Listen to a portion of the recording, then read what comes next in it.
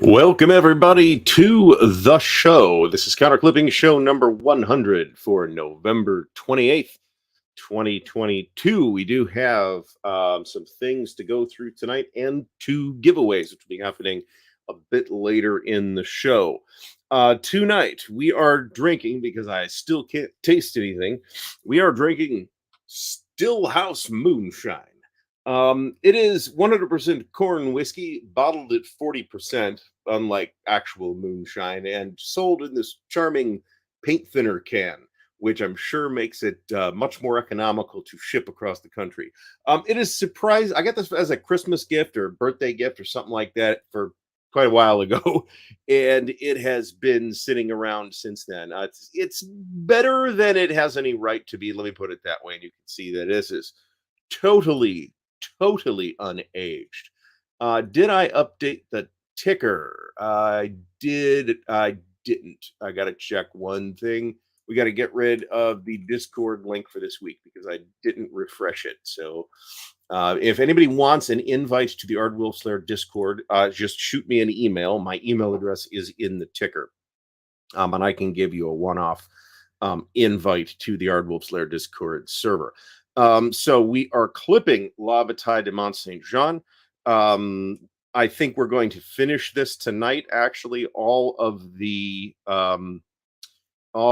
when I was at my sickest, which I guess we'll talk about, I could do very little except sit here and watch videos and clip counters. So I've gotten kind of a lot of clipping done over the last 2 weeks, including all the unit counters for La Bataille de Mont Saint Jean.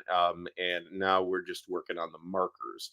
So we have made excellent progress and more La Bataille news, personal news coming up here. So before we get any further, finish that counter.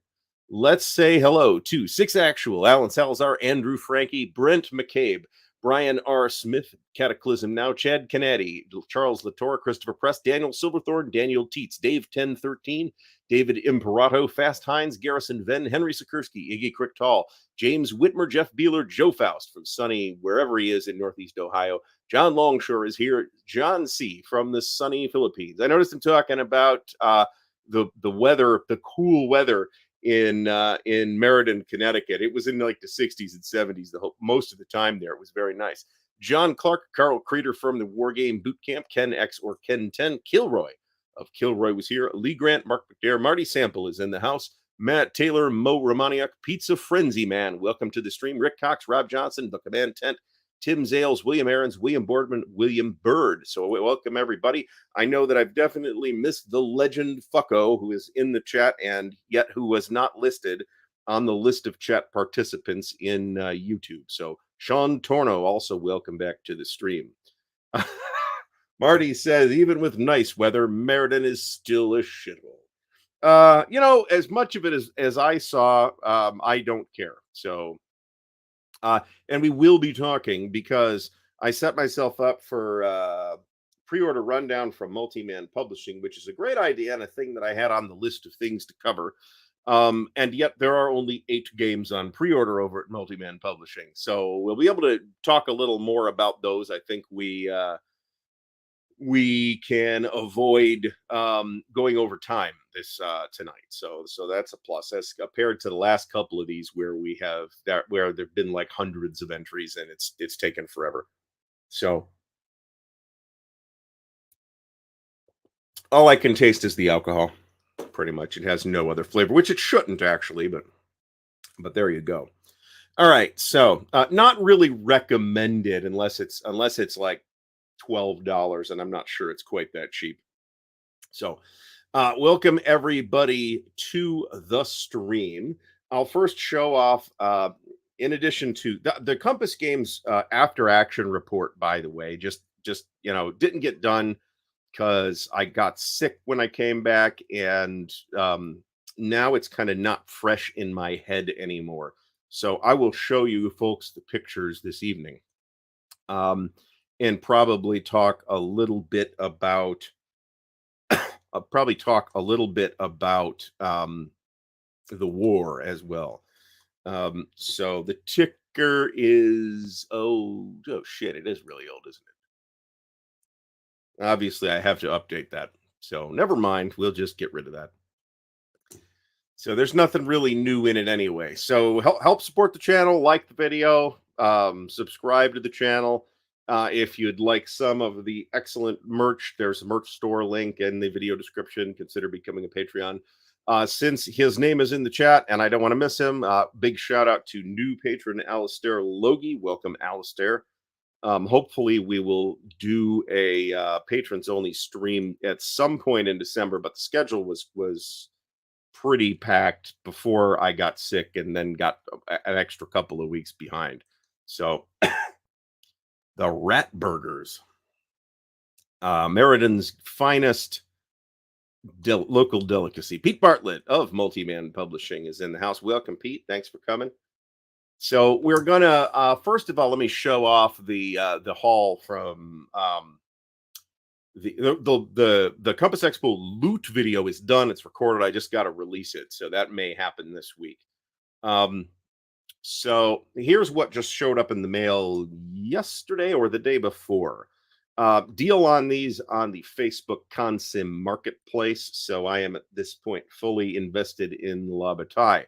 Now somebody asked me, well, what if you don't like it? And I said, well, I got a sense that I'll like it. And I'm usually right about this stuff. Usually, not always.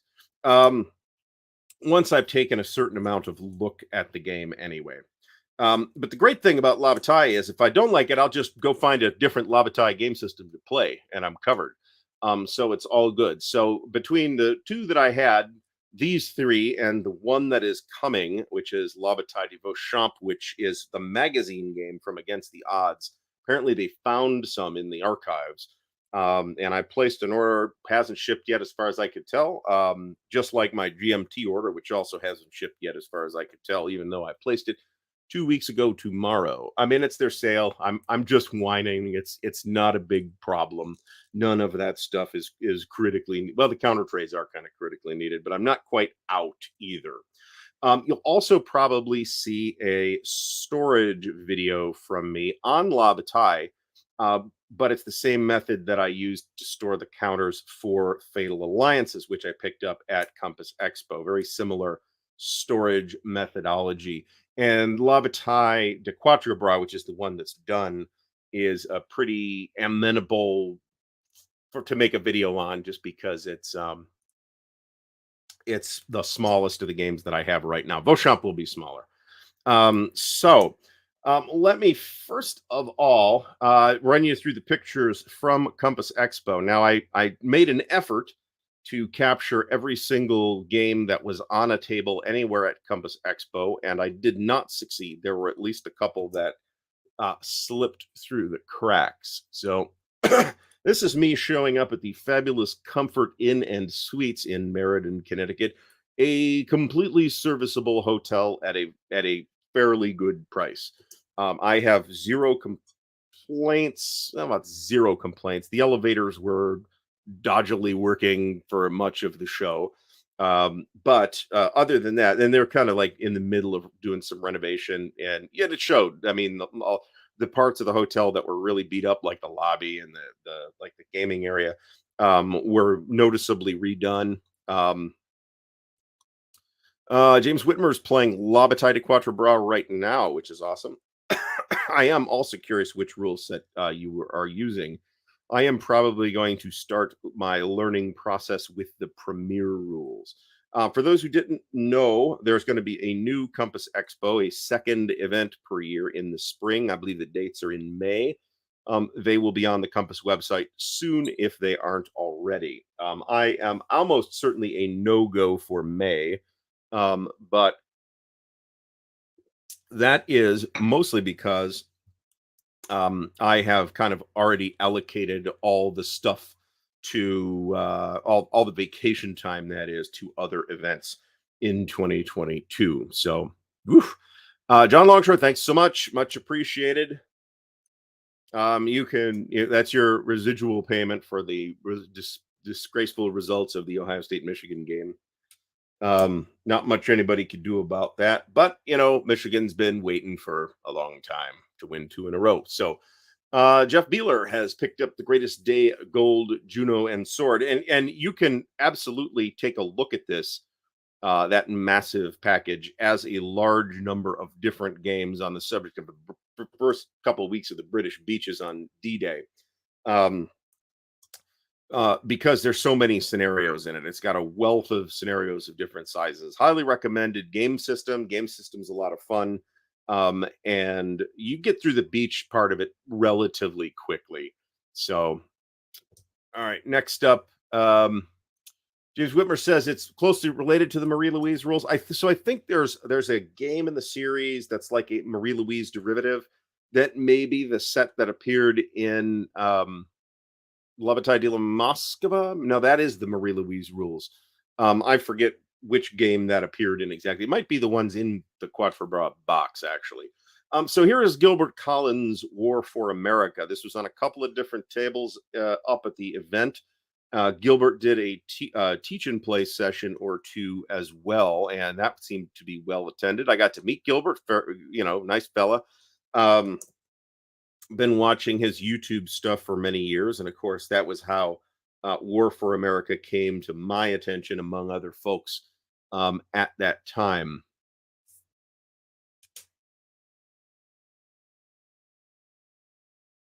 I don't know anything about that. I was on the 5th floor, so if there was a spot in the place where Mo and I did the live stream from on what is it, Thursday or Friday night, I had really good connectivity, but most of the rest of the room did not. And the only person in that corner was the Gregory M. Smith consortium of 2 million in development games. All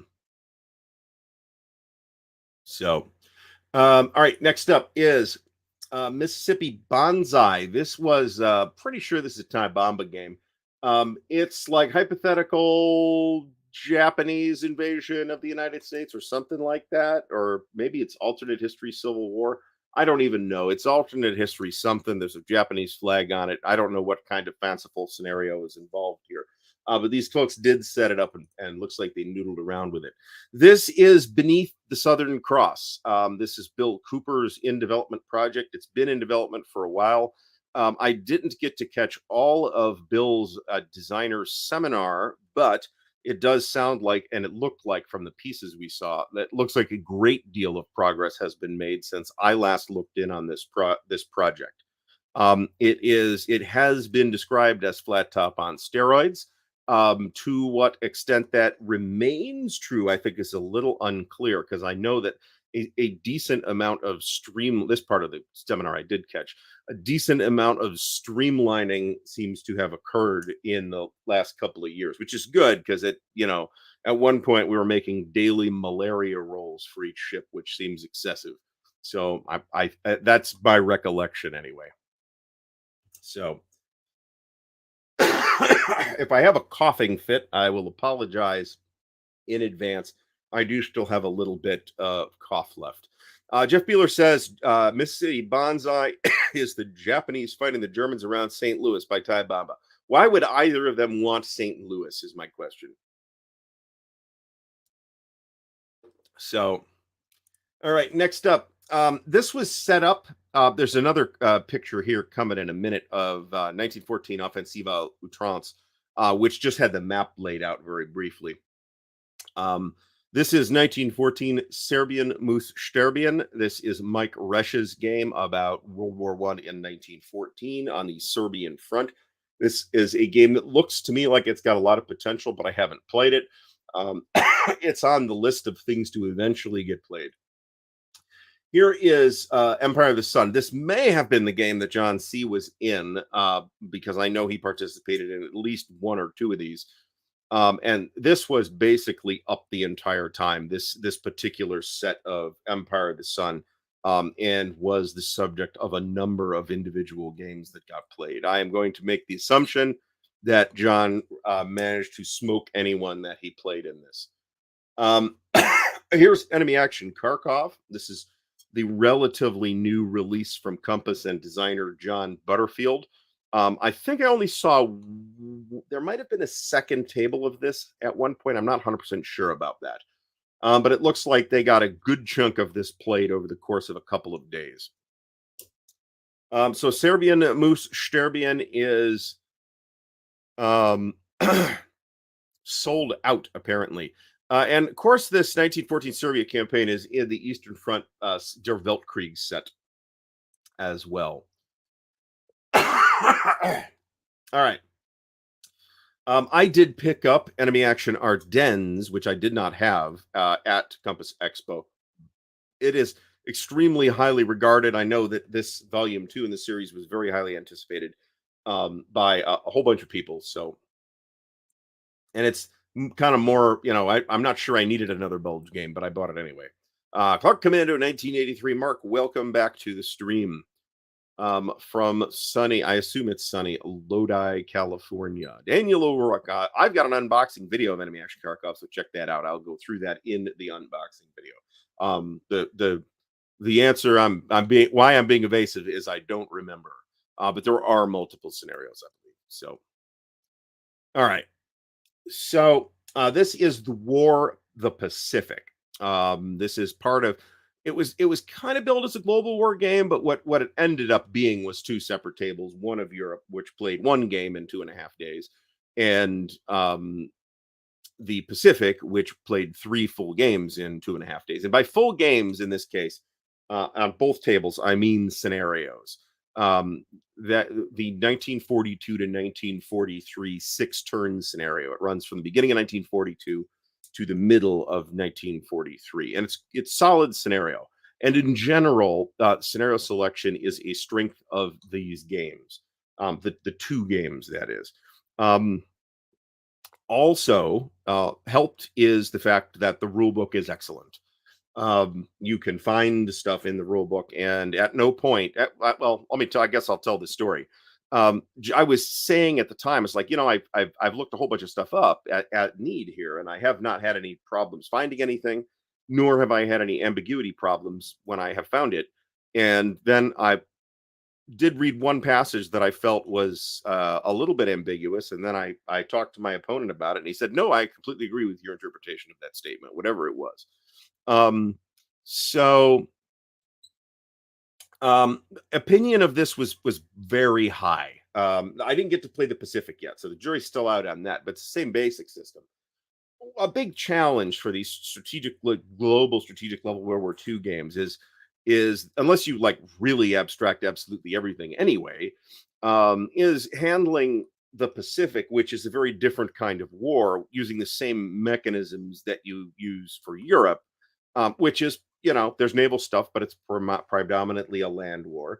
And in the Pacific, it's predominantly, at least from the American perspective, it's presumably a naval war, right? At least we Americans, and maybe the Japanese too, kind of see it as this predominantly naval conflict. So you want more detail with the naval system. And this is a thing that a number of attempts to do a World War II global game have fallen a bit flat on, including the old Empire of the Rising Sun from Avalon Hill, the companion to Advanced Third Reich. I do think that a World at War solves a lot of its issues with handling the Pacific using those mechanics, but the other issue with that is that, the amount of rules overhead, the basically impossible rule book that you're forced to deal with. At this point, my opinion of the war, at least from the European side, like I said, the jury's still a little bit out on the Pacific side because I haven't played that yet. My opinion is very, very positive. I think at this point that it is probably my number 2 strategic level World War II game that covers the whole planet. Number 1 still being World in Flames, about which we may talk a little bit later. I feel like I feel super gravelly. I don't know if I sound as gravelly as I feel. All right. This is the Gregory M. Smith Corner. He's got, as you can see, a large number of different things in development. This wasn't even everything. Not all of which are solitaire games. Most of them are, but not all of them are solitaire games. And some of these might not end up seeing the light of day, but I'm positive that a bunch of them will. Ken X or Ken 10, yes, actually, Axis Empires, at least in its current incarnation, is number 3, and I think that A World at War is number 4. Mm, I think it's number 4. Let me put it that way. Not that I'm saying it's bad. I like strategic level World War II global stuff. so so yeah, the game you guys are talking about here is Carrier Battles Philippines Sea.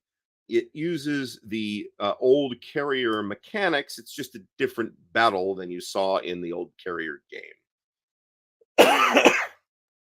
Wasn't coughing this much last time. Next up is 2 Minutes to Midnight. This is Plague Island Games' debut release, described by many people, including Stuart Tong, the designer, I believe, as Twilight Struggle on steroids. And if you look at it, I think you'll see that that's not a completely baseless statement.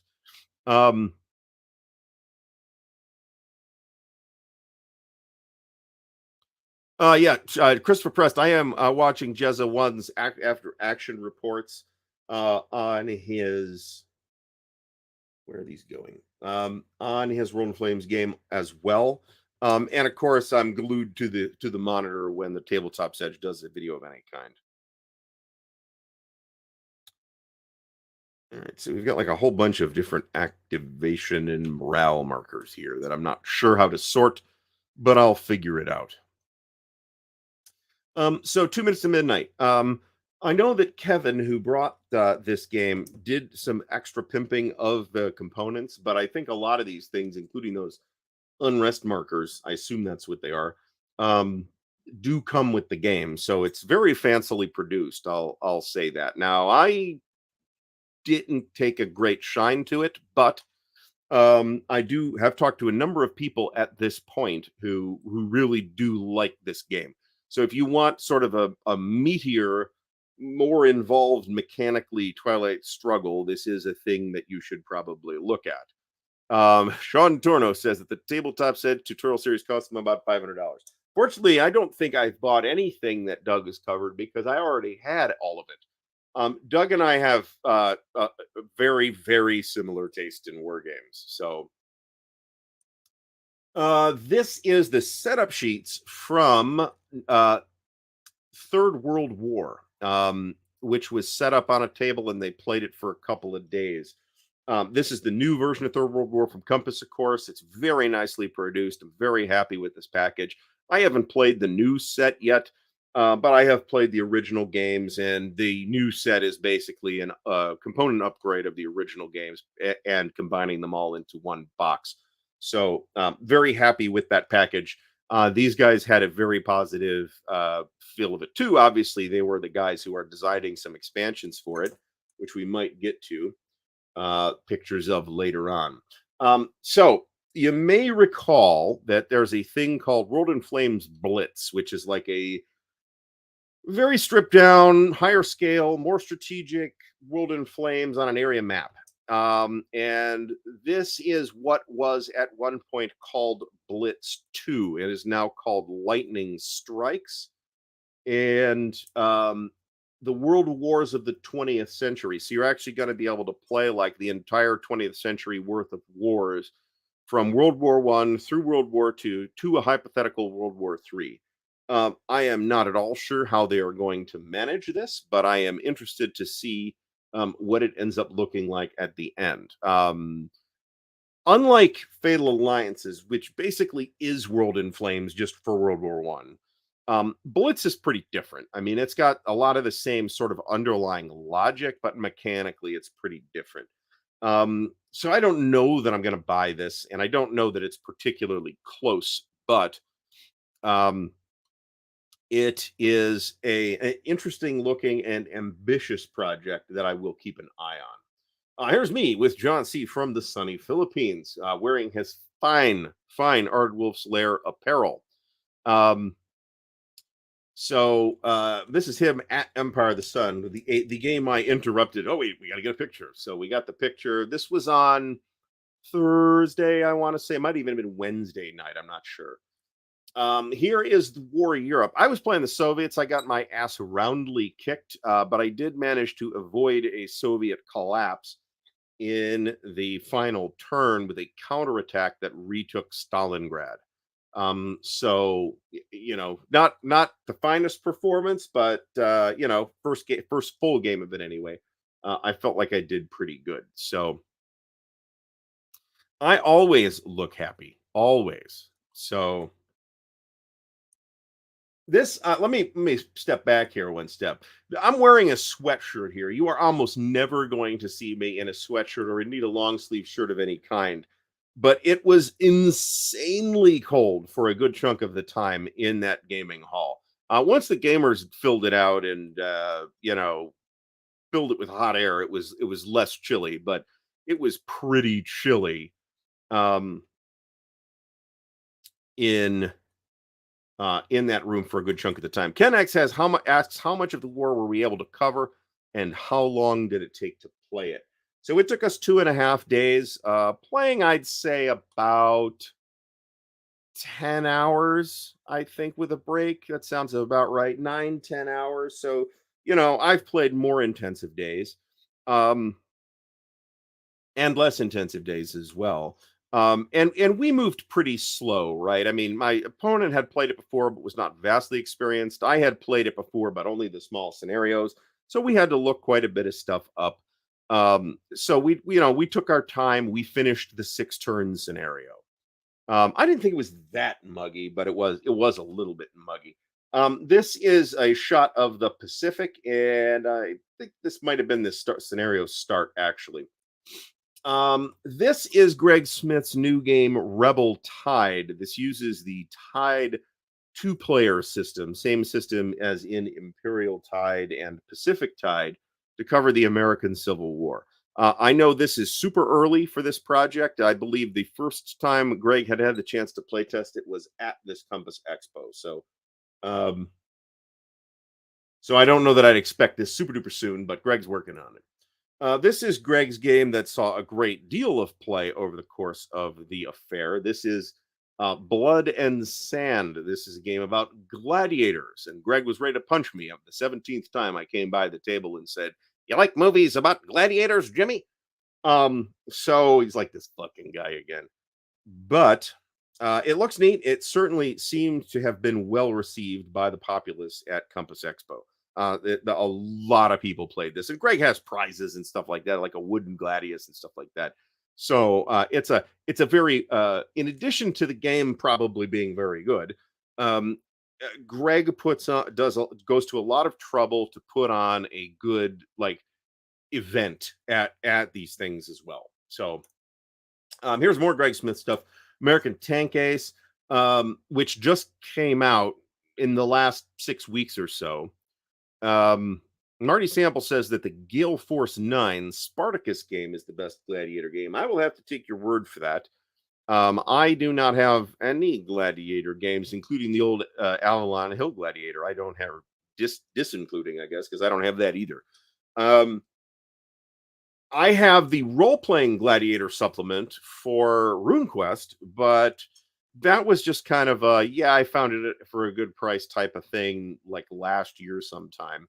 At some point we will resume RPG stuff here, but we got to get the game room done. The other thing on the table here is Sensuicon. This is Japanese fleet submarines in World War II. That's going to be a solitaire game.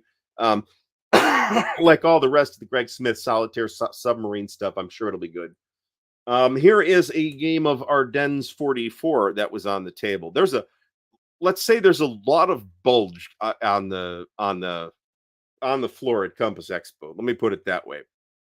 Between, I don't think anybody was playing enemy action Ardennes, but there's a huge and well attended Bitter Woods tournament at Compass Expo 2, which was very popular.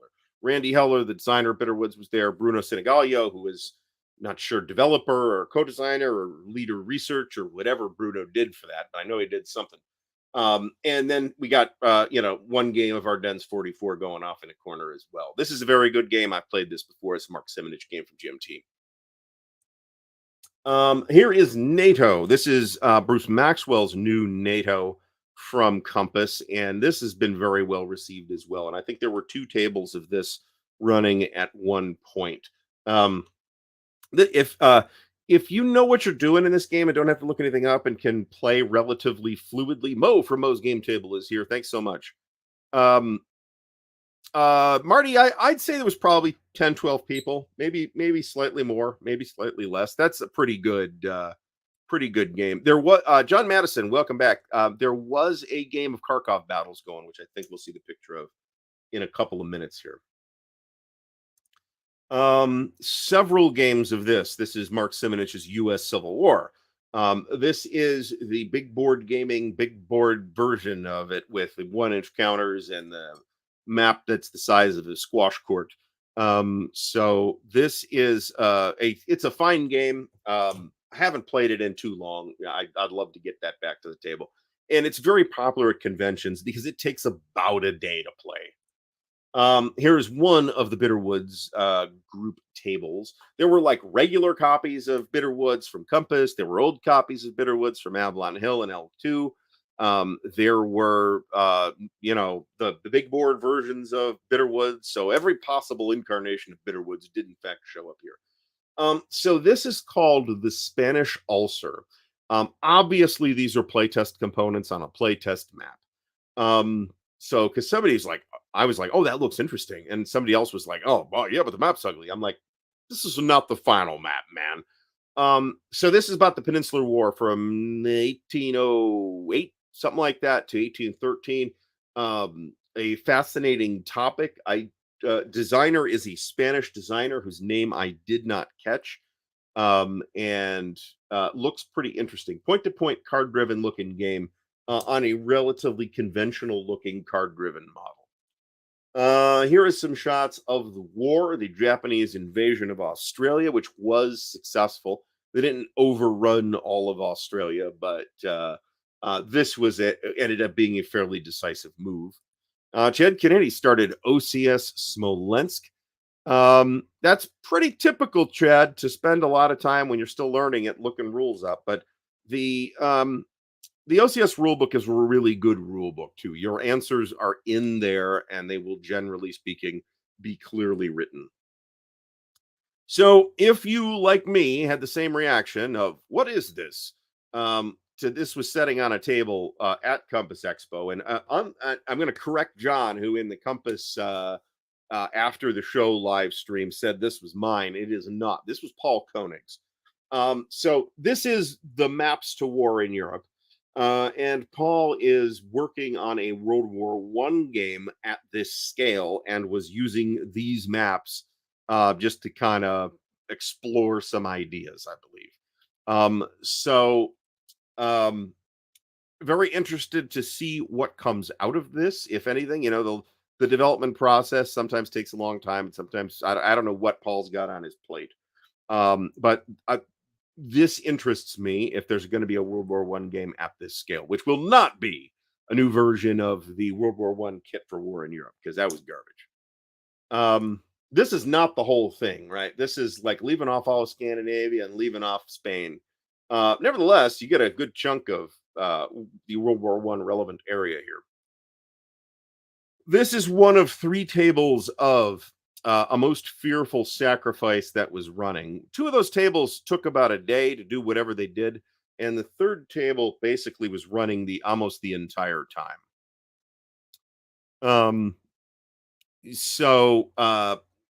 I probably don't need to sell anybody on this game at this point. It's been extremely well received. The fact that it had three tables going at Compass Expo, I think, is a testimony to that as well. So most fearful sacrifice, more most fearful sacrifice, and even more fearful sacrifice. This is Stalingrad Verdun on the Volga. And I believe this is a Mike Ranella area impulse treatment of Stalingrad at kind of the scale that you see here with an area map. This game has also been pretty well received. This is not necessarily a thing that is appealing to me. But then again, I have weird tastes when it comes to games about Stalingrad. So I've never played an area impulse game either. I'd probably like them if I did, but I don't have any of them, and I have no immediate plans to do so. Here is one of a couple of pictures that we're going to see about expansion plans for Frank Chadwick's Third World War. Um, this is Manchurian Front, which is going to be a largish package that, according, this is talk rather than a schedule, right? Um, Talk is that this is about a year out. And in the meantime, we might see something smaller like the Cuban expansion um, see the light of day before then. And that's been worked on for several years. Now you'll notice here that so there was a fan created Korea expansion for this back in the day, that being before the Compass version came out. And this looks to have expanded and or combined that with other projects to give it more coverage. So you get both Koreas, Manchuria, Japan, a chunk of China, all that stuff in here. So there's a lot going on here. And here's Third World War Manchurian Front and other modules. You can see the northern end of Japan up there as well. This is Prelude to Revolution. This is Mike Wilner's game. I played this at Compass Expo last year. I liked it a great deal. This is the proof copy that Compass gave Mike to make sure that everything was kosher, and Mike sent in his comments, and now it's going to actual press. So we should see this game before the end of June next year. Let me put it that way. I think that sounds approximately correct. Early mid year. It's basically ready to go at this point. It looks real spreadsheety, but it actually plays pretty intuitively. I mean, I love Excel, maybe that's why, but it plays really well and has a great deal of historical flavor and imparts a lot of information about its topic. I liked it a lot. I liked it well enough that I bought the predecessor game, Prelude to Rebellion, Marco Portre's game, as well, which may be on the shelf behind me.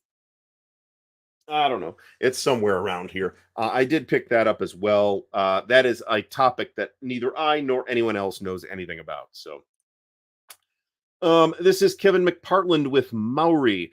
I believe Maori came out already. If so, it is a very recent release. Um, if so, it is a very recent release. Let me get to Craig's question. This is the Charles S. Roberts Awards question. We did have a Charles S. Roberts Awards board meeting a couple of weeks ago, and we've got, I think, a lot of the changes hammered out. Final polish needs to happen, and then we will vote on that in the first third of December. So, Craig is asking whether or not folks should feel comfortable about voting for a game that they contributed to. So one of the things that is going to be in the new charter for the Charles S. Roberts Awards is going to be an actual conflict of interest policy, including specifics about when a designer or an artist or whoever should recuse themselves from voting on that. That policy will say that they are not expected to recuse themselves on the ballot. If there's like an eligibility decision, then that happens, during the nomination process or something like that, then they should recuse themselves from that vote. But if they want to vote for their own games, go right ahead. It's one vote, and I don't believe that it meaningfully impacts the integrity of the Charles S. Roberts Awards. So the actual conflict of interest policy will end up saying that is it on the ballot, that it is totally fine if you want to do that. That is up to you as a person who may or may not have contributed to games. So anyway, lots of folks playing Maori. That's Kevin McPartland, the designer, playing it in there in the whatever kind of shirt that is. Lots of folks were playing this. It appears to have been well received, and I played it a couple years ago. It's kind of wargamey and kind of 4Xy. Not. I guess if it's like anything, it might be like Conquest of Paradise more than anything else. Quebec. I thought Quebec is Lower Canada. I could be wrong. What do I know? Canadians. Um,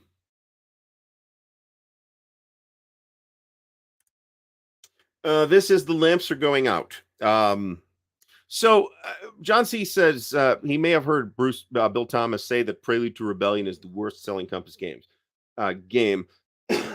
I would find that statement, if true, to be very unsurprising for a couple of reasons. One, um, it is a when you glance at it. I mean, I said this too when I first saw it.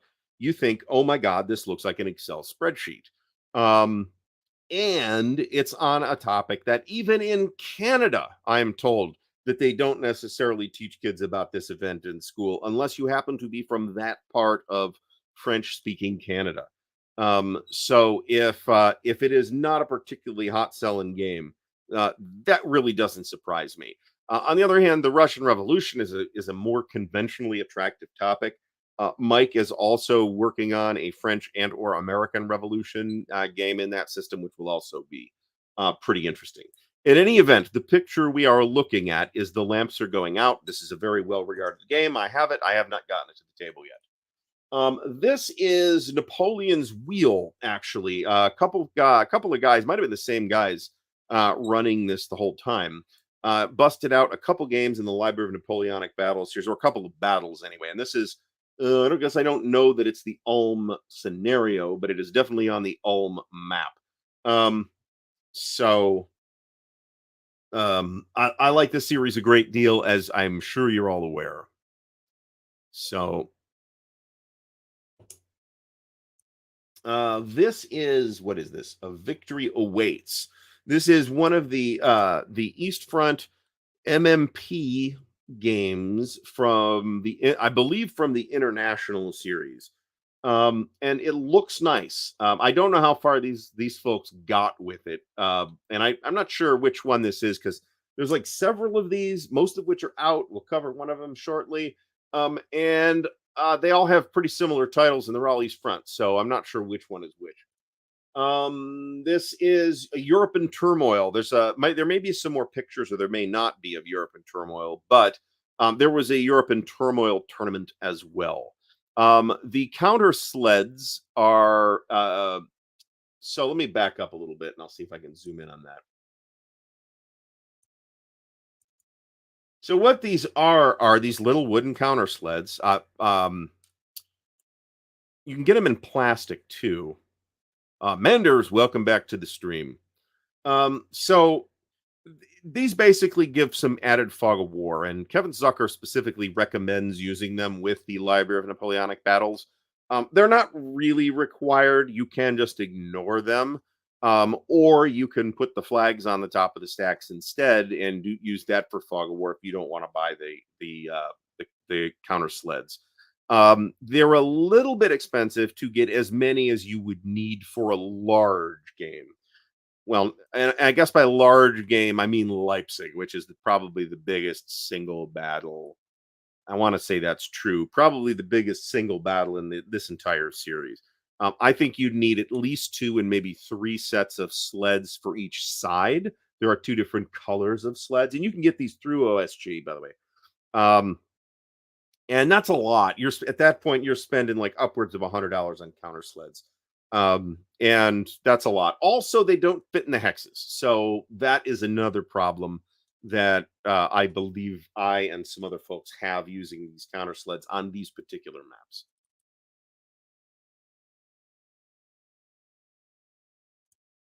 Okay, this is Battles of the American Revolution from GMT. This is the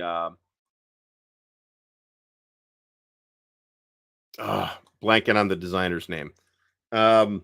Somebody will put it in the chat, I'm sure. This is very well regarded series. As you can see, it's pretty low density. I forget which battle this is. Is it Utah Springs? I'm doing that from memory since the title of the battle is hidden on this particular shot. Mark Miklos, thank you, John. That is the name I was thinking of. This is a Race for Bastogne. This is GTS game on part of the Battle of the Bulge, but a pretty big part, and at the company's scale. So there's kind of a lot to it. This is a 1 map scenario that they had set up. There are, in the full game, I think there's 2 maps plus a smaller map that kind of juts off the bottom or the top or something like that. They appeared to have had a good time playing this. This is Gilbert Collins' new game, The Kaiser's High Sea Fleet, and it's basically war at sea for World War One. I'll be honest, this is not a thing that topically interests me.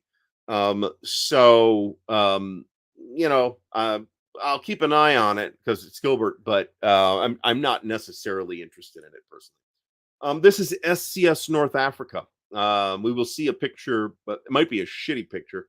Um, but well, I mean, at least it's part of the bulge and not the whole bulge, right? So there's that. The This is SCS North Africa. These folks were hammering at that for a while. It's pretty big. It's 4 maps, relatively low counter density. I want to say this is 2 or 3 counter sheets, something like that. I think it's 2. So not a ton of counters here. For those looking for an SCS version of DAC, that is literally the game for you. There was a good contingent of players playing great campaigns of the American Civil War at Compass Expo. Plenty of representation, by the way. You're going to see, and you already have seen, a lot of GMT stuff, a lot of multi-man stuff, obviously a lot of Compass stuff, and some stuff from a smattering of other publishers as well. This is Stonewall's Last Battle. I don't know what scenario they were playing. This is the Long Roads to Gettysburg scenario. They made excellent progress on this, I can tell you that. This is the Canadian iced tea that was consumed during the live stream live. Thank you, Mo. Brotherhood and Unity. There's a couple games of this going. This is an outstanding game. John Madison asked if there was any OCS going on at Expo, and the answer is no. The like longest sustained games that were played there were the War and one of the 3 games of Most Fearful Sacrifice that ran for 3 or 4 days. Whereas unless it's a very small OCS game, you're going to get very little done in a time frame that is shorter than that. Let me put it that way. So Brother and Unity, very strong release from Compass, 3-player game. So it's a bit hard to get it to the table for that reason, but there is a Vassal module now. This is Bitter End. Compass's Bitter End. Now, this was a Command Magazine release back in the day, but I believe it was Command Magazine Japan. And Compass brought it over here. It's an American, I forget who the designer is, but it's an American designer. And I'm told this game is very good. Very similar to topically to, say, Hungarian Rhapsody or Panzer's Last Stand. That's that sort of East Front in Hungary, late in World War II thing. This is Triumph of Chaos, and this is another thing that I see usually the same fellas playing every year at Compass Expo. This game is said to be outstanding. I have it. I've looked at it. It's a mess. Errata-wise, it's a mess. But I'm told that if you are interested in the topic, that it is the game on the topic and is worth the trouble. I don't think Triumph of Chrome is an inaccurate statement at all, Marty. Marty says that Bitter End was originally an OSG release prior to Command. I don't think I remembered that, but that sounds right. Here is another game of, I don't see which map this is. It might be the same map, of Great Campaigns of the American Civil War. Instantly recognizable maps. Charles Latour says, no more Bulge, Normandy, or North Africa games. I don't really have that many North Africa games, but I'm super cagey about buying more North Africa games. Normandy games, I'm pretty okay with buying more Normandy games. Bulge games, probably want to stay away. I think I've got enough at this point. Normandy is one of my favorite topics, though. I've just ordered Monty's D-Day and Bradley's D-Day from Against the Odds to get their deal with Beauchamp. So this is Cataclysm from GMT. I played this with the guys at the Player's Aid at an Origins, I forget which Origins, but it wasn't the last one because they didn't make the last one. Might have been the one before. And I did not like it. They liked it quite a bit better than I did. And I think there's something to like here. And hey, we have just lost a nut off the counter clipper. So let's just put that back on.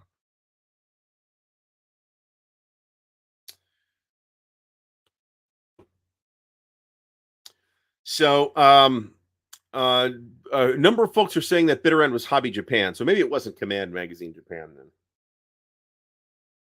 GCACW is also one of my all-time favorite series, and I have everything for it. All the games, new and old, and the magazines and all that stuff. Anyway, Cataclysm. This is Jerusalem, I guess. Old Mayfair Games game. Can't really tell you much about it, to be honest. So we're just going to move past it. This is Blue Water Navy. There's a Pacific. This has been pretty well received as well. There's a Pacific version of this game coming as well, and the designer, I believe, is Stuart Tong, who also did 2 Minutes to Midnight. I'm going to try and move a little faster here. This is a game called Netherlands East Indies. It is, I believe, a Ty Bamba game or Joe Miranda. It might be Joe Miranda. A game that appeared in S&T, or was it World at War? It might have been World at War. Interesting looking game from a component standpoint, but the square map is a big turnoff for me.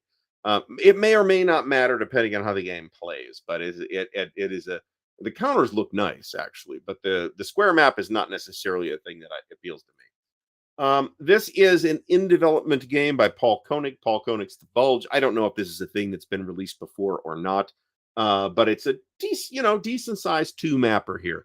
Paul is going to be releasing product through Compass in the future. So this is Desert Blitzkrieg. This is something else that is coming from Compass soon. There was another game from Ernie Copley called Desert Generals, and I am probably going to end up conflating the two. So we will move on. This is a point-to-point game. This is another pick of Beneath the Southern Cross.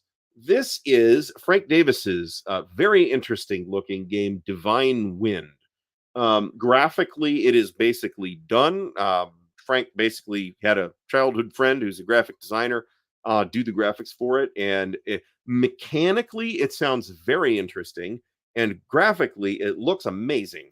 And it is supposed to be the Pacific War played in a few hours. That is also relatively appealing. So hopefully, we will be getting Frank on for an interview in the nearish future. We are moving not as fast as I wanted to. This is the proof copy of 1812, War on the Great Lakes Frontier, designer Ken Reppel. I've been looking forward to this game for quite a while. You're going to see a video on me for this, so we will move on. This is Ancient Civilizations of the Middle Sea or Middle East or whatever it is. Based on the map, I assume it's Middle Sea. This is a Mark McLaughlin game, and I have heard divided opinions on it. Some people really like it. Some people really disliked it. I am not sure that there is a correspondence between the people that didn't like it and wargamers and the people who didn't like it and not or did like it and not wargamers. So this may be just not in the wargame space type of thing, which looks like a fair statement. This is, did I get the name of this thing? This is a new game in the upcoming Golden Age Classics line from Compass, and it's a game about train robberies during the Civil War. This sounds kind of interesting, actually, and it was certainly well attended, and the components look really nice. I assume this is a mock-up, but if it's a mock-up, then whoever's doing their mock-up is doing a really good job. Not necessarily topically of interest to me personally. This is what was this? This is game from a German publisher. I didn't catch the name of this thing. Somebody will mention it in the chat. Engine Thieves was the train robbery game, by the way. Guy I rode with played this, and he said it was okay. That was, I believe, his exact words was it was okay. More great campaigns of the American Civil War. This is Combat Commander. There was different games, but this was on the table almost the entire time, along with Great War Commander, which you may see a picture or two of in here as well. This is Greg Smith's Pacific Tide. This got some play as well. I've heard good things about this. Have not had a chance to get to the table yet. This is, in fact, Great War Commander. This is the Great Crisis of Frederick II. This looks neat.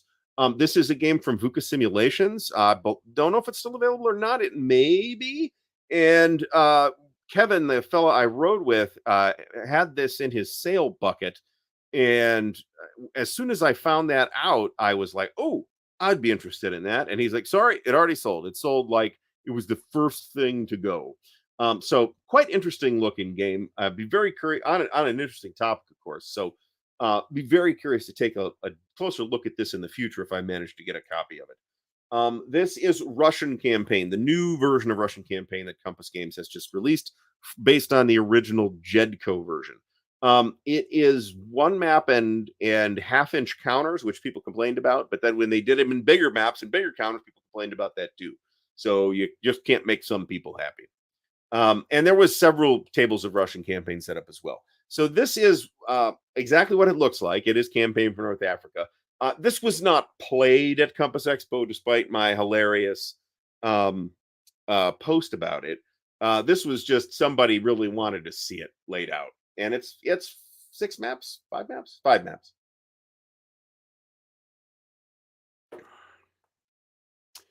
Just a guard. Welcome back to the stream. Thanks for stopping by. So I guess it wasn't super warmly received over in the sunny Pacific Northwest.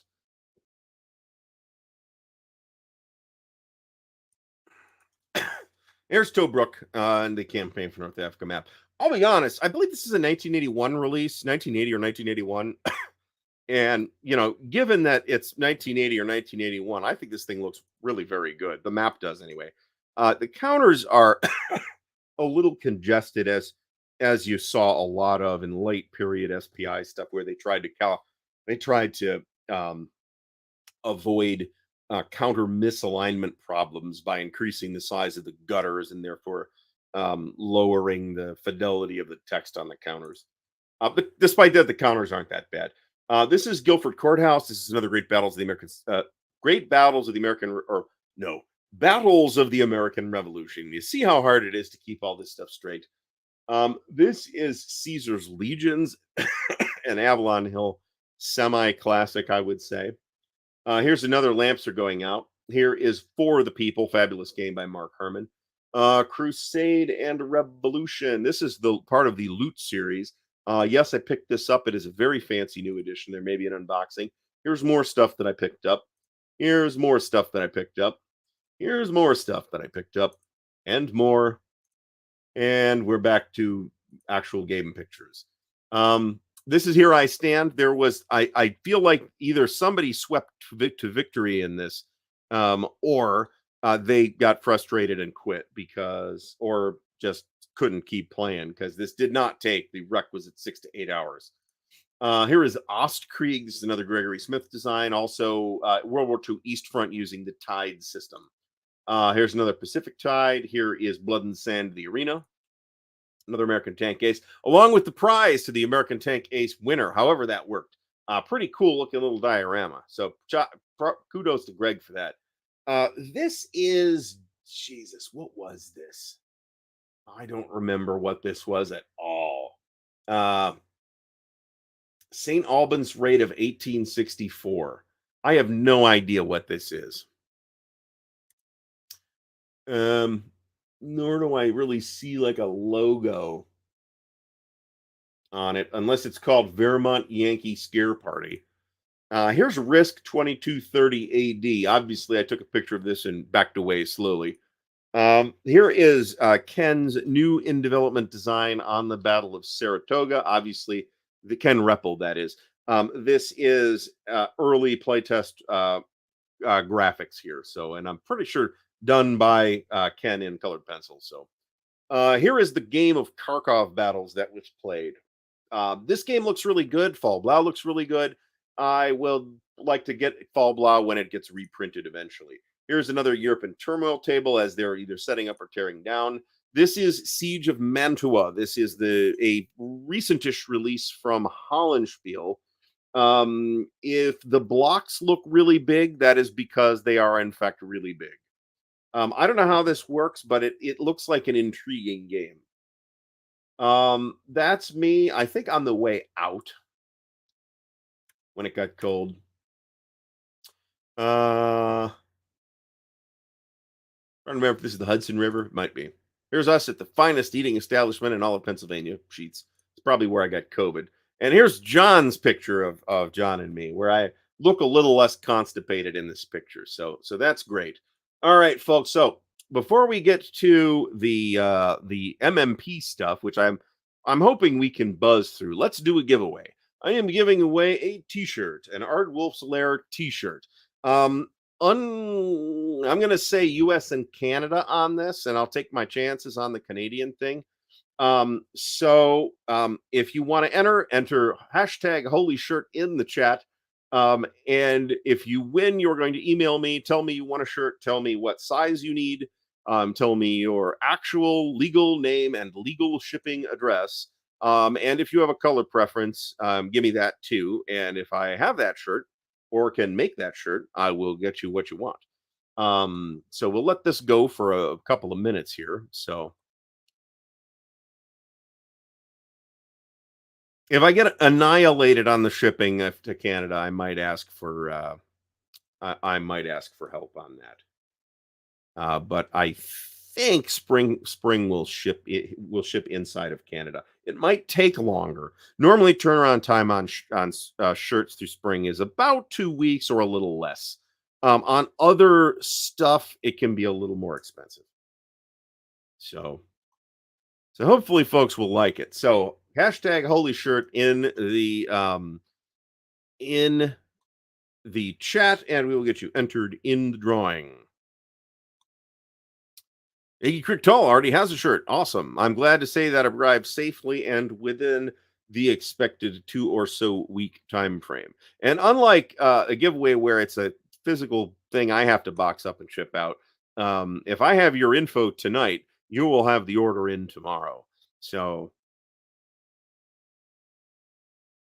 all I need is a name, a size, and a shipping address, and off we go. And if you, like I said, if you want a color and like the video, help out in the chat. Super chats are on. If anybody wants to help support the channel with super chats, it is much appreciated. Super chats, super stickers, all that stuff. Also helps to highlight your comment, which might otherwise get missed in the rather large stream. Holy shit, there's 187 viewers. Rather large number of chat comments that we see here. So yeah, I just looked at that number just now. I'm like, wow, okay, I didn't know that. What's going on? We were actually at 195 a little while ago. So give stuff away and look what happens. I'm sure that's a factor, but we've also done giveaway streams where it was just like, a little more than normal.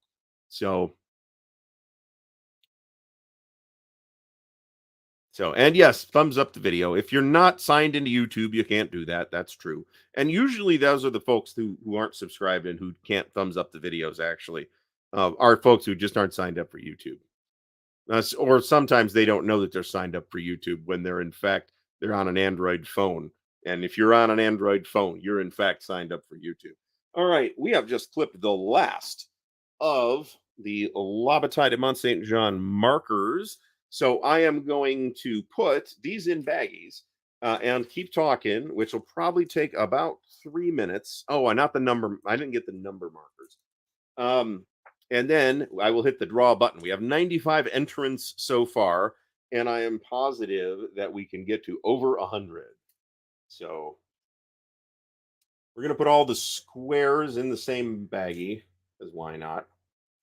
I'm a little less fastidious about markers. I'll partition them out a little bit, but where the rest? There we go. I'll partition them out a little bit just to keep them sort of organized. But if they aren't like meticulously OCD organized, I'm not gonna lose my mind about it.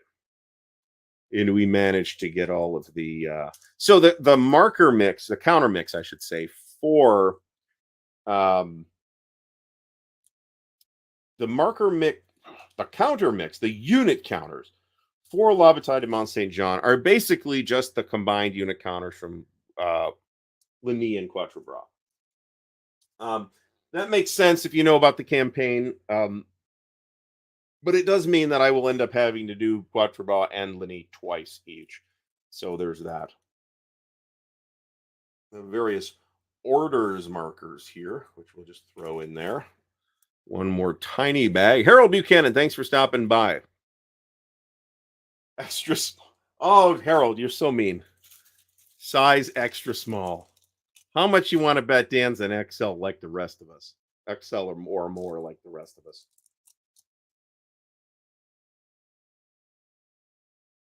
I think I do need to send Dan a shirt, thinking about it. So, Andrew Frankie, thank you so much. Much appreciated. Where to put those? Various orders markers are going in the same baggie here.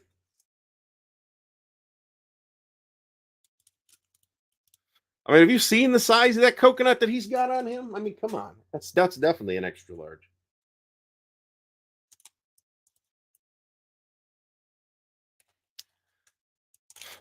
And we do go up to spring lets me go up to pretty large sizes too. So at least 3XL and maybe bigger. I haven't checked.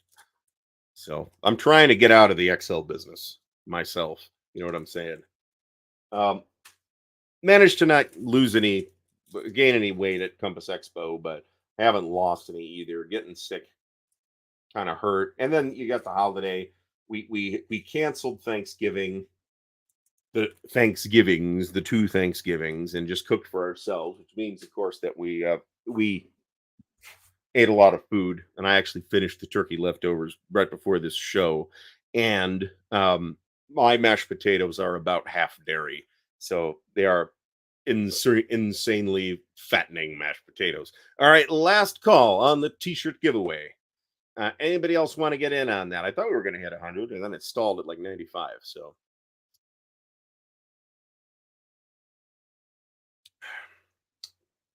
it's really not that bad.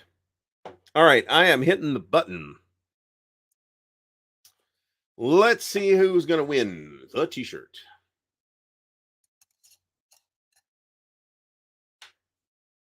Rudy Armendariz. Rudy, please send me an email at ardwulfslair@gmail.com. That is in, I was going to say it was in the ticker. It is in the ticker.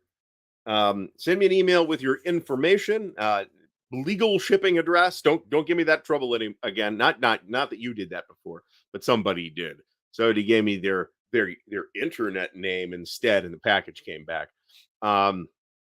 And t-shirt size, and if you have a color preference, let me know, and your legal shipping address. So congrats to Rudy.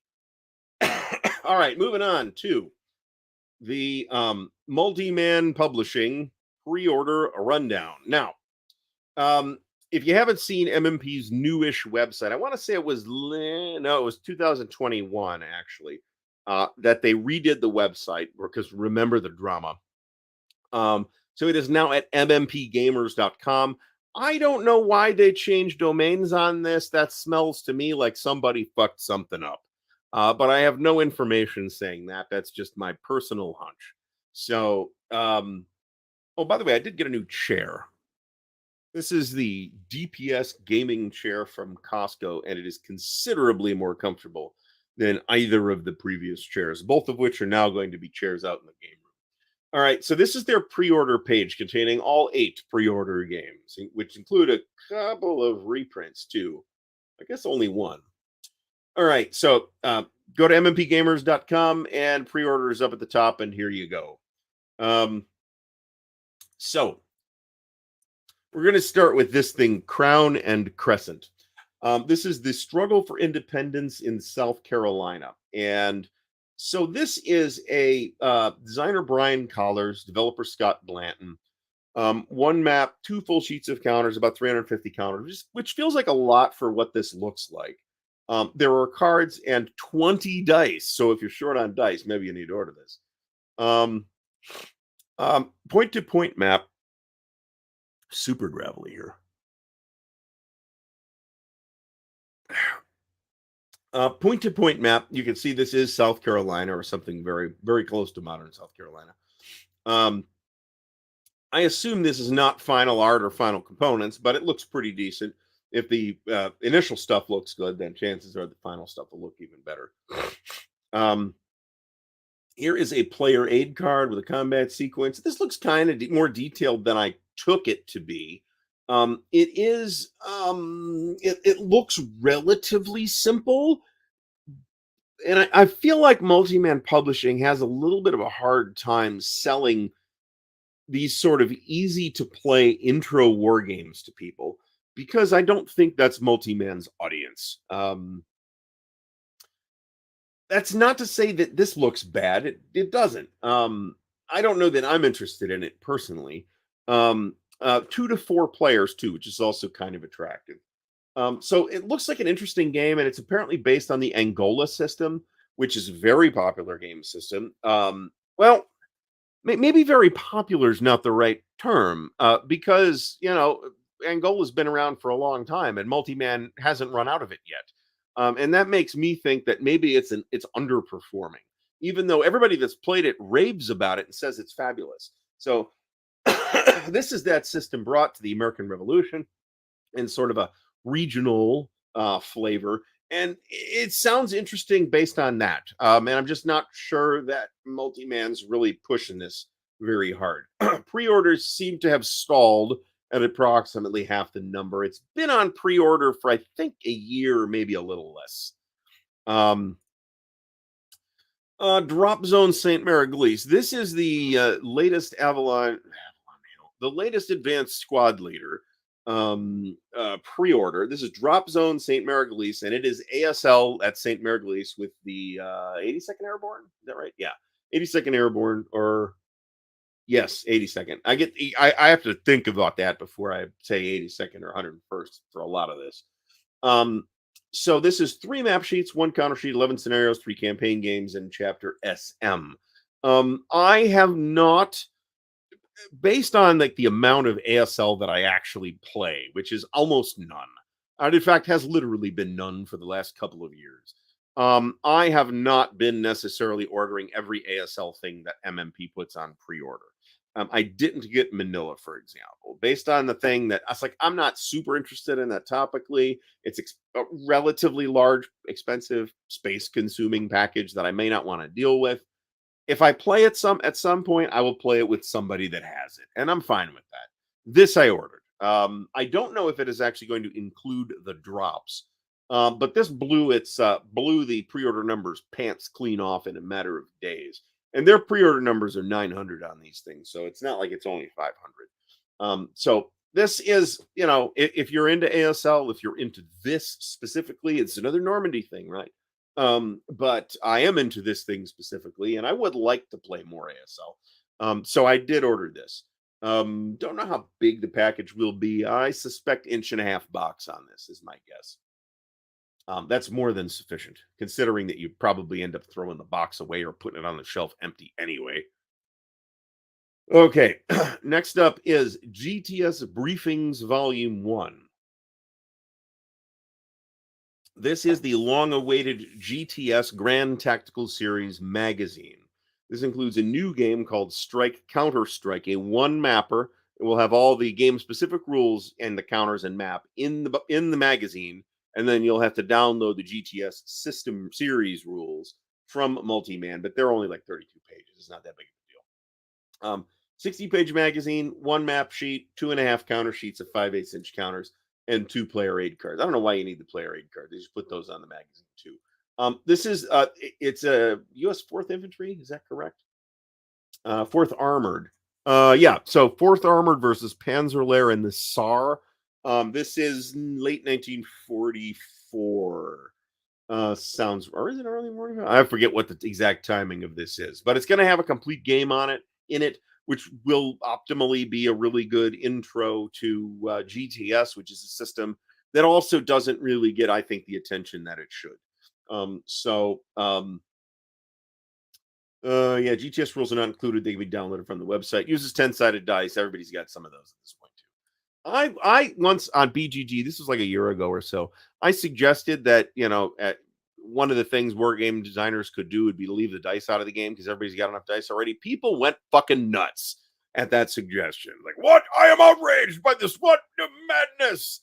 I'm like, dude, do you not have enough dice? What's wrong with you? Most role-playing games don't come with dice. It is unusual for a role-playing game to come with dice nowadays. So everybody's got dice. Why do you need more? I got a friggin' cabinet of dice here. You'll see it on video when I'm done with that room. And there'll be all kinds of interesting articles in this as well. So this relatively recently made its pre-order number. If I was to guess, it made its number reasonably quickly. If I was to guess, I'd say we'll see this in 2023. Pete, feel free to correct me on any of this stuff. So Okay, on to Richmond 2. You'll see that this is sitting at over twice. It's well, not quite twice, but close to twice its pre-order target. Um, this was a very early pre-order for me. I didn't order it immediately because the pre-order um was badly the timing was badly because of the house, right?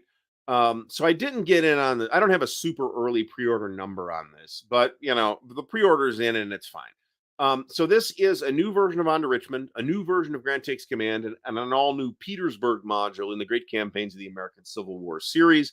This hit its number very quickly too. The pre-order price is $165, which seems really high, but you are going to get um, three separate rule booklets, which is, I think, more convenient than putting them all in the same rule book like Roads to Gettysburg 2 did. You're going to get 4 maps, 5 counter sheets. On the face of it, and we've talked about this before, this price seems high, right? It's $220 US, of course, so it's not even Canadian money. I mean that I'm not going to say that's not a high price, but I have never felt like I have wanted for value in any great campaigns of the American Civil War game. So I am happy to pay them $165 for a new one, is where I'm sitting. Pete says that the magazine layout is done, still working on final proofing. Game components are ready. I think they've been ready for a while, Pete. Then the printer. Don't see why this can't come out in 2023. Yep, there we go. That will be nice. So this is actually why I didn't order it when it first hit pre-order. Brent McCabe asks, do you have to pay for the pre-order at the time and they charge you later, similar to GMT, or is it at time of order? So at one point after the new website rolled out, the way the pre-orders were behaving is that if you put in a pre-order, you would get a pending charge for the full amount on your card, which would then roll away, right? And they would do a final charge when the thing is ready to ship. All right. That I don't know if that was a MMP behavior or bank behavior or what, but that behavior has stopped happening. That hasn't happened with my last couple of pre-orders through Multiman. So the shorter version of that answer is that they do not charge you until the game is almost ready to ship. And I'm not sure I've ever seen it happen where they have charged MMP has charged me and not shipped within a week or two. They don't charge everybody all at the same time and then take a month and a half to get the orders out. They take a month and a half to get the orders out, but they won't necessarily charge you until your order is just a couple days away from actually shipping. So on to Richmond 2. This should be out in 2023 as well. And this it just based on timing. This is going to be one of my most anticipated of 2023. I can tell you that right now. Storm over Jerusalem. Who is this? Is this a Mike Granella game? Does it say? Yeah. Let's look at it. No, it's Scott Blanton actually. Game development by Ray Farrell. So what this is an area impulse game version of Siege of Jerusalem. Okay, it's obviously smaller. Great cover, by the way. This is a great cover. You can see that it's got areas and stuff. Here are some of the counters. I don't expect this to be like an exceptionally light game, nor do I know if this uses necessarily the traditional area impulse system or not. But it's an interesting looking game. I'm nominally interested in Roman stuff, but I've never played Siege of Jerusalem. It is an interesting topic. And as Brant points out, this is the Scott Blanton who is the chief honcho over at the Gamers Armory in North Carolina, and who is also the business manager or something like that, or operations manager at Multiman. So Scott appears to know what he is doing. And this looks interesting too. And the number here, I'm pretty sure this has hit its number, right? No, but it is very close. So if this looks interesting to you, area movement with cards, Siege of Jerusalem, do put in your pre-order. All right, next up is the Devil's Cauldron. This would be so I had this on pre-order on the old website. It has, if you look at the number, the number doesn't look like it's made it, but it has. They've more or less said that it's made it. I expect to see this in. I mean, they were talking 2022, but that didn't happen. So we hope to see this in 2023. The Devil's Cauldron is a fabulous game that deserves this reprint. It's expensive, but it's also a huge and massively valuable game. Um, so let me address this question. Joe Faust asks, wasn't the Devil's Cauldron supposed to be reissued with Where Eagles Dare in a massive box? So yes, and that was going to be called a Magnificent Disaster, and it was going to update both games, combine them in one box, and update both games to the GTS version 2 rules. Now, that is a non-trivial task because a number of important things changed between version 1 and version 2 of GTS, including the way the assaults work, which changes the assault values on the counters, which means that although the maps are fine, you really can't use the version 2 rules to play Market Garden in the Devil's Cauldron and Where Eagles Dare. I have both games. I managed to get Where Eagles Dare off of. I had it, bought it at Origins, sold it, thinking I was never going to play it. Then I was about to play it again, so I bought it again off a buddy who buys 5 copies of everything. And I had the pre-order in for the Devil's Cauldron. I don't know if they're going to contact me about that or not. If they do, I'll probably take a copy. But I managed to get a copy of the original on Facebook Constant Marketplace for a not cheap, but not insane price. And it's a fabulous game. It's a fabulous package loaded with scenarios. This is the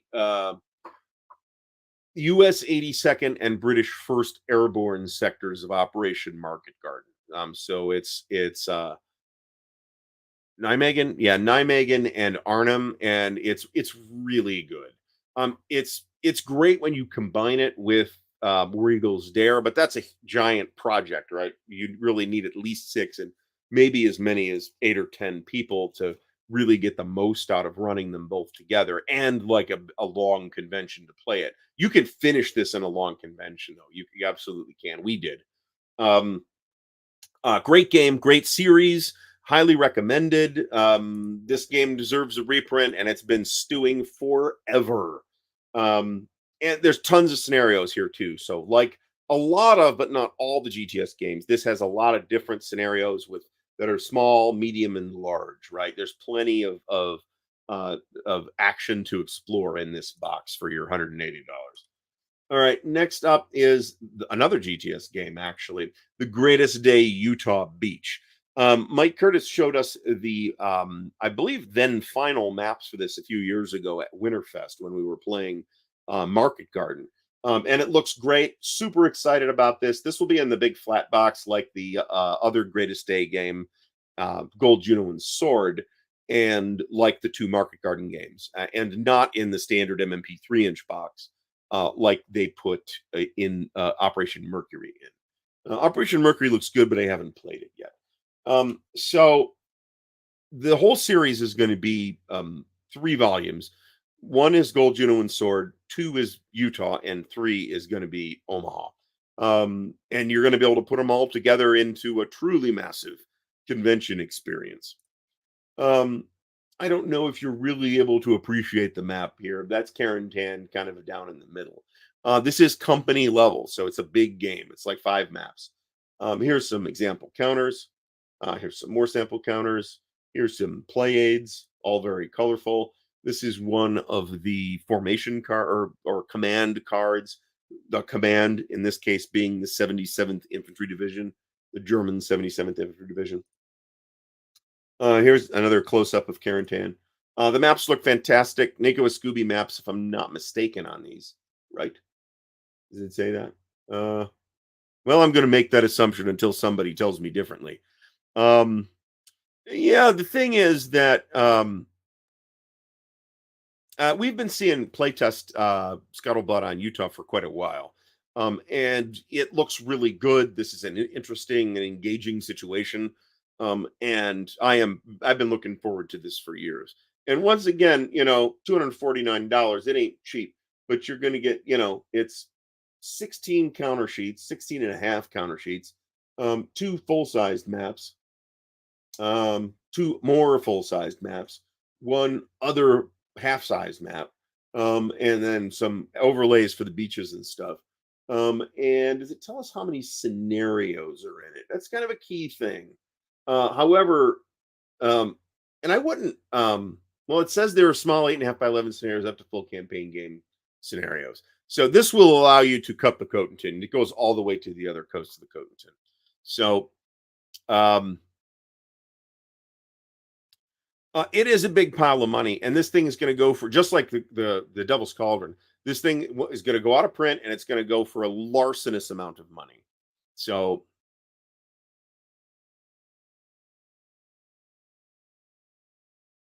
okay. Gold Juno sword.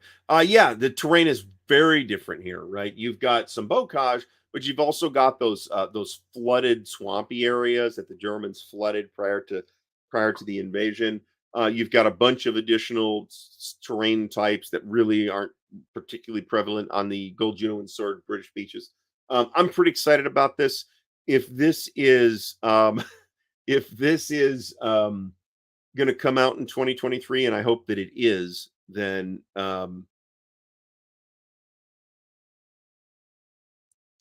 okay, Greg Grant says that Omaha sector is a bit of a snoozer gameplay wise after the landing. That's probably true, actually, because there's really not that much opposing them.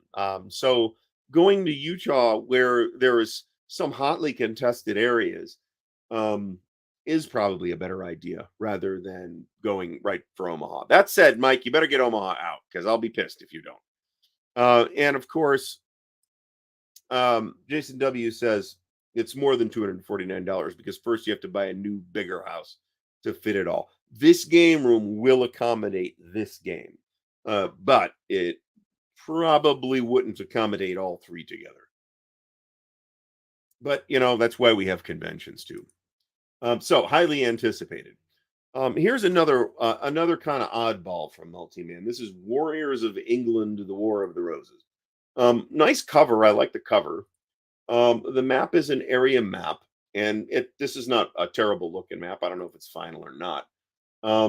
This is a full code rulebook, two counter sheets of 1-inch counters, full size map, quick playing game covering the Wars of the Roses, and uses similar mechanics to Warriors of God. And I do know that Warriors of God does have its fans, and I haven't played it, and I gotta say I'm not terribly interested in it just because it doesn't seem like my bag.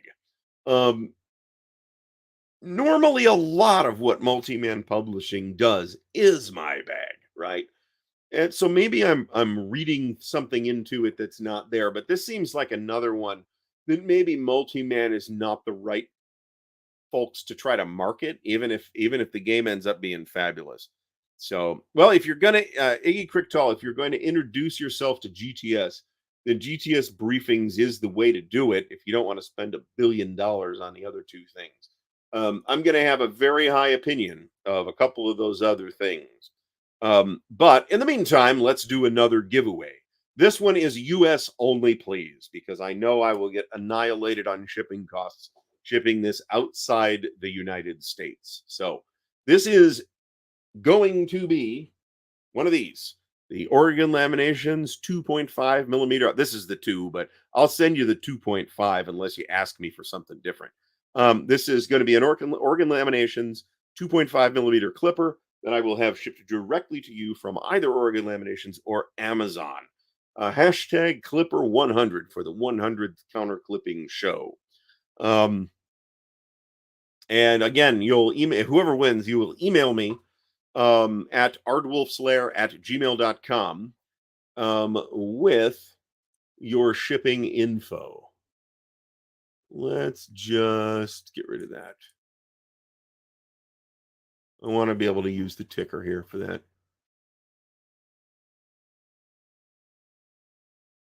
There we go.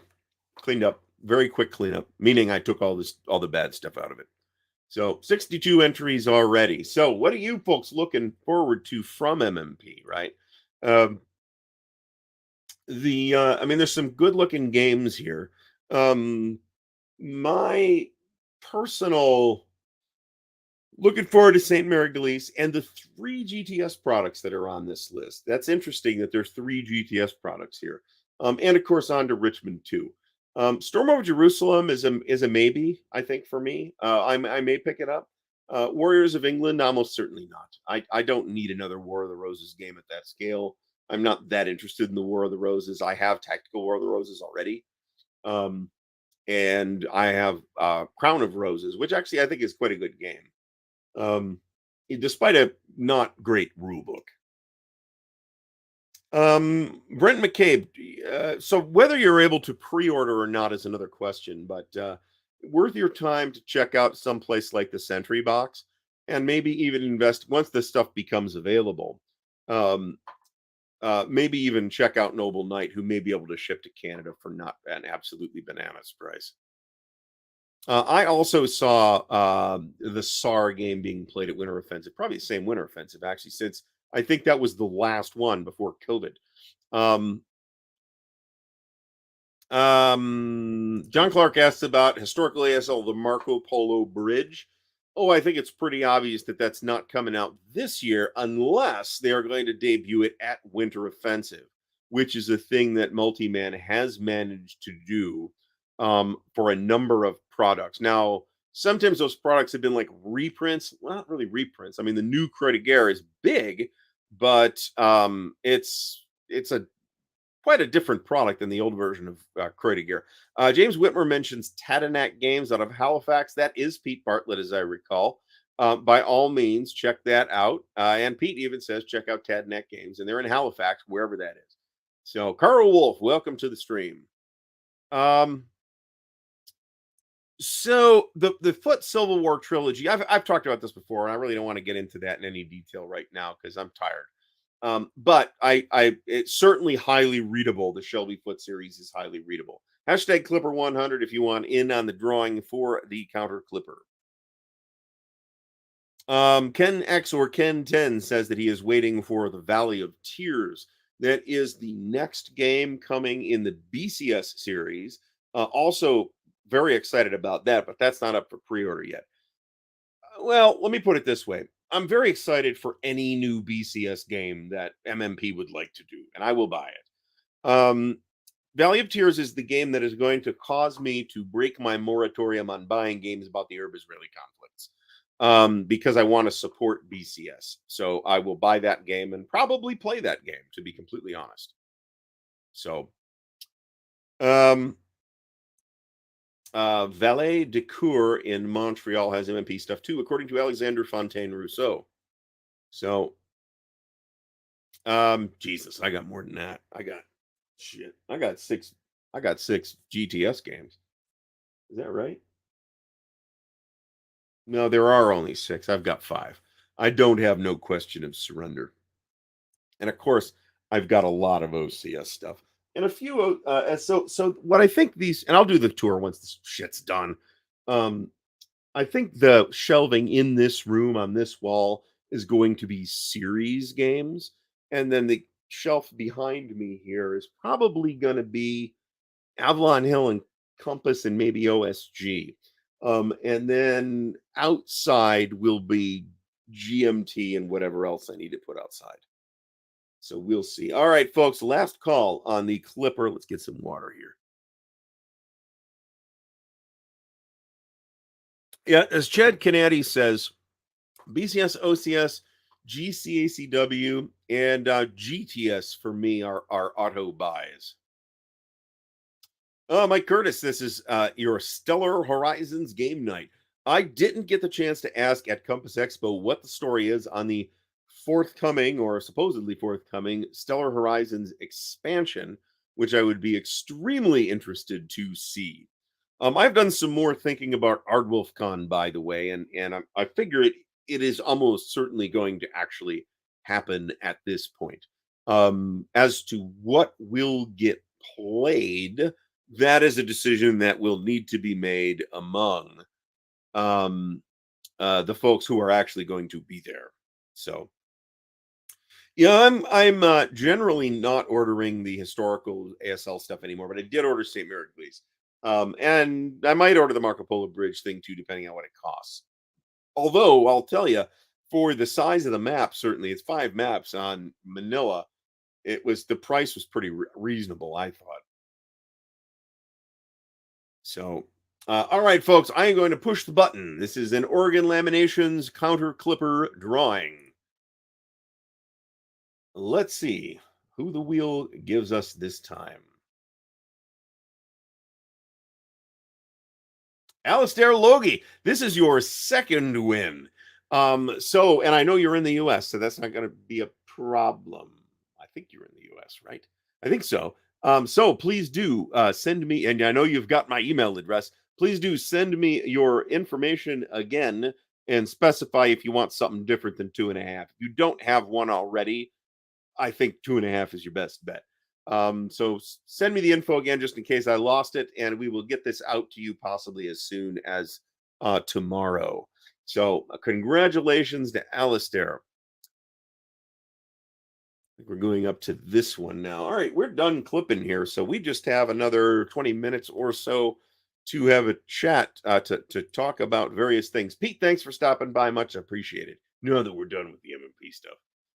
Pete is the social media fella for MMP, by the way, if I didn't say that. Next line of battle title is No Turning Back. This is true as well. And that's an auto buy for me also. I just don't have any real visibility on where that is in the process. Alistair won something from Mike Anthony as well, as I recall. So he has been very fortunate. Alistair, I hope you're buying your lottery tickets. But and Scott Bell still has an excuse to not clip. Don't you want your games to look nicer? So, I mean, there's among the many reasons of why people should clip their counters. I mean, honestly, there's games where it doesn't make any difference, right? If you didn't clip the counters in your civilization, who cares, right? Nobody cares. Um, the On the other hand, if you don't clip the corners in OCS, you're asking for problems, okay? Um, because you're going to snag those corners on adjacent counters and knock stacks over, and it's going to be a big mess. Um, Iggy Crichton asks her who I don't know who Iggy is talking to here. Chances seem to be weighing against me going to Winter Offensive at this point. On the other hand, it's not impossible. We can make that trip relatively economically. And another good thing is that I don't really need anything from Multiman Publishing because I've already bought it all. So um if don't be shocked if I go. The thing is I can do it without taking time off. We could leave on Friday, right? And get there at 8 p.m., spend the whole day Saturday, come back Sunday. So I am not ruling Winter Offensive out, but I don't necessarily plan to go either. DMJ284 asks, how do we feel about the Horse and Musket series from Hollandspiel in relation to commands and colors, particularly Napoleonics? So the Horse and Musket series, which I have not played, is up to, I think, 4 volumes plus expansions, and they've just kind of reformatted them all to be in bigger boxes and nicer quality. I don't want to say nicer quality because I thought the quality was fine before, but they've recently done some modest component upgrades to Horse and Musket. This is a pretty well regarded system. I don't think it's as detailed as Commands and Colors, and I don't think Commands and Colors is particularly detailed. The complexity level differences between the different flavors of Commands and Colors are pretty small, right? It's not like Ancients is really easy and Napoleonics is like playing ASL, right? It's not. There's a couple of additional rules for Napoleonics that maybe you don't have to deal with in Ancients, which is one of the simpler ones. So I wouldn't particularly worry about complexity in relation to any of these games. I really rather like Commands and Colors. I think it plays really well. One of the advantages to it is it's easy to find people to play. It's often played at conventions. We saw, I'm not sure I got a picture of it, but there was at least a little bit of Commands and Colors being played at Compass Expo. I think there was one game that happened. Then we always see it at, say, Origins. And even sometimes at like the Columbus area board game group meetings. So I think it's going to be simple. And if you're in the market for simple, and also it covers it covers a wider array of topics and periods than Commands and Colors Napoleonics does, right? It's not just Napoleonics. It's a well-regarded series. I can't really give you a lot of substantive information about it. John C. from the sunny Philippines asked, how are people organizing their Third World War counters? I'll grab my storage solution. Actually, do I have the game in here?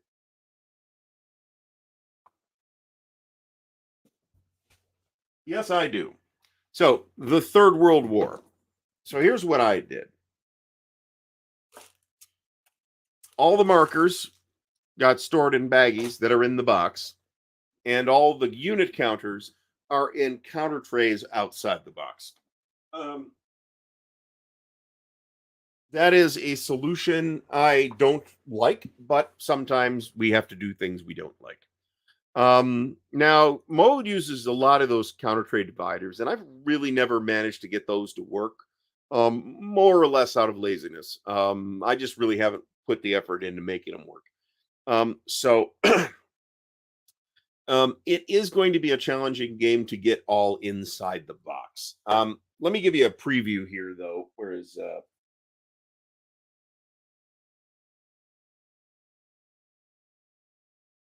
maybe I don't have it in here. Fatal Alliances, which is again World in Flames for World War One, got organized entirely in baggies. And I made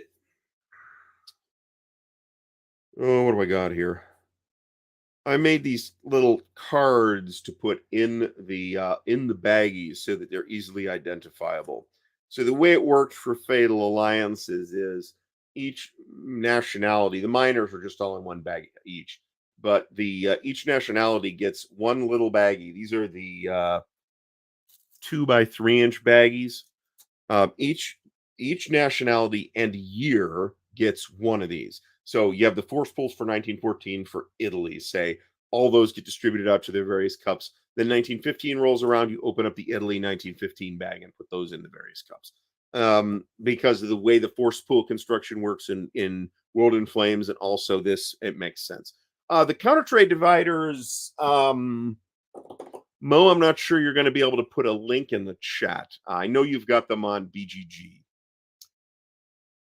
Yeah, I'm not going to be able to do that, unfortunately. Hold on, maybe I can do that. I may have that. I may have that handy. I do. Hold on. I'm going to put a link in the chat here. This is to the file for the counter trade dividers on Board Game Geek. So, all right. So, and Mo has shown them on a number of videos. That's why I actually had it in my head that Mo was the first person to make those. They're just little cardboard things, and I've got a pretty decent. As far as the printing part of it goes, this printer is great. It's an HP printer. I'm not going to give you the model number because, in terms of like keeping it installed and updated and stuff, it has been a fucking nightmare. So I don't recommend it. But I can print on this like 150-pound paper. And it's basically no problem. I mean, it's slower, but it's basically no problem. At some point, I would love to get into 3D printing. However, and my motivation for that is basically making things like counter trays and stuff like that for war games.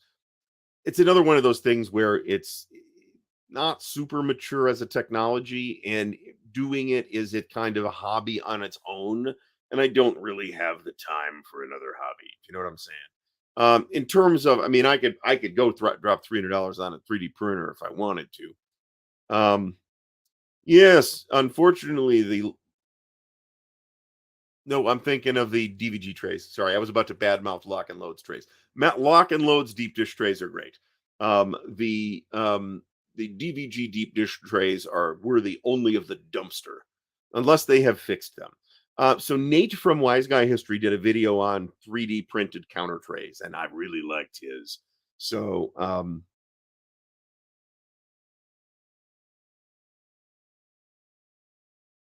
yeah, Mo, your YouTube may have eaten that link.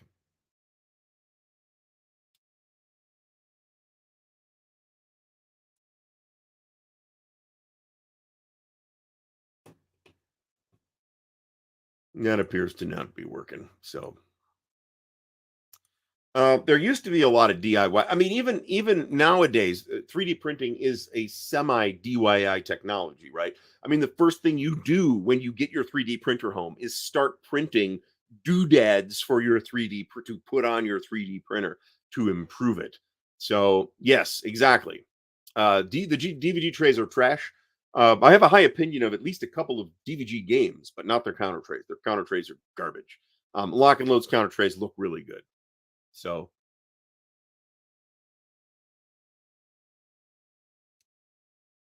ah,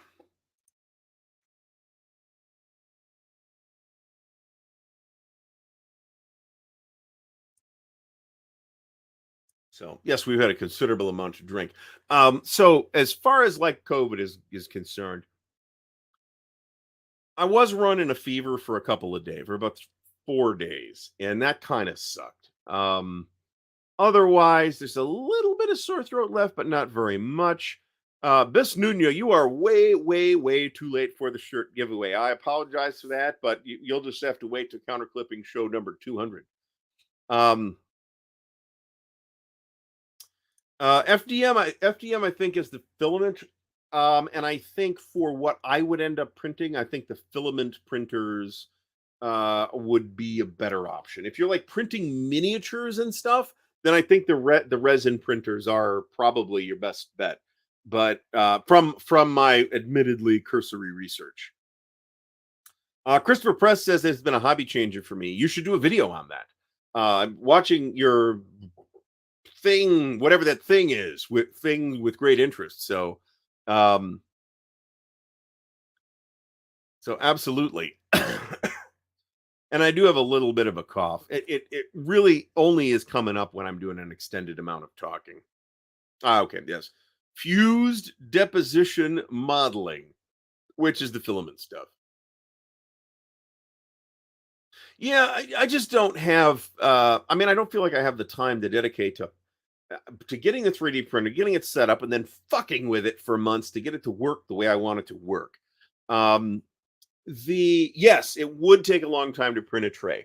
So another thing though is, and I know I don't do miniatures, and I still don't do miniatures, but the 28 millimeter traveler starships that you can just get the files for and print it yourself. It takes hundreds of hours and like a dozen rolls of filament to print this fucking thing.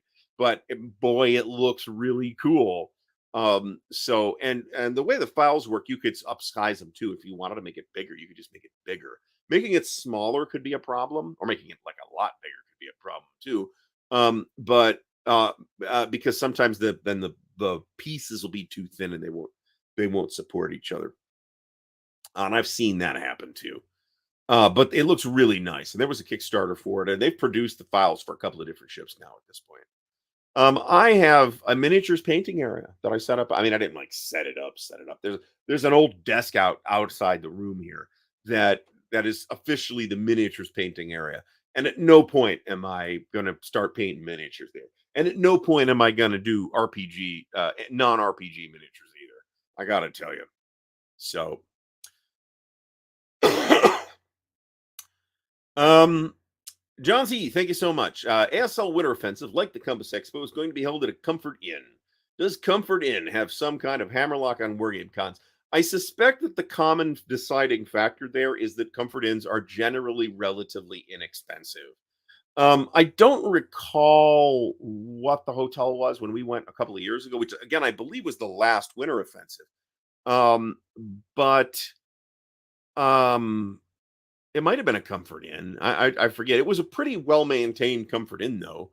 So, but yeah, the price. I have not gotten these yet. I got to order some of these to evaluate them. At this point, it is a kind of a thing that I do is talk about storage, and I've got at least one storage video coming. I mean, I haven't filmed it yet. It's the one on Labataita Quattro Bra, and it's the one with the baggies. So the best place to buy the baggies is Walmart. Um, I got 3x4 baggies and 2x3 baggies, and they have some bigger ones too, which I may have bought a pack of. And um, they're like it's like $2 for this bag of 100. They're unthinkably inexpensive. Yes, yes, Chad, this is exactly right. I mean, I recognize that I have miniature stuff, right? I just haven't painted a miniature in 20 years. Um, so the breakfast at the Meriden, so last year at Compass Expo, the hotel breakfast was microwavable sandwiches. I mean, there wasn't even like, you know, they would just have like a little mini fridge with that they would stuff some microwavable sandwiches in at 7 in the morning, and then they'd walk away. There was more of a COVID problem.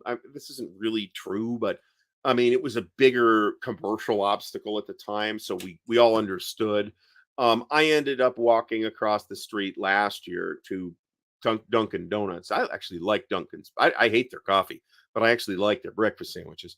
Um, and This year they had the hot breakfast back, and as John points out, it was monotonous. It was scrambled eggs and okay frozen reheated sausages every day. And they'd have like some oatmeal you could microwave or whatever. But so it was better than that it was last year, but it was not amazing.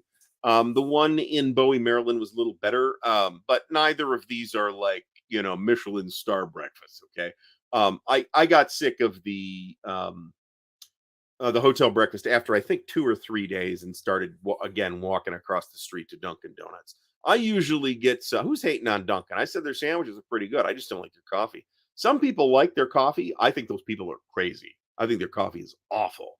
I think McDonald's has better coffee than Dunkin' Donuts, and I don't think much of their donuts either. I mean, they're okay.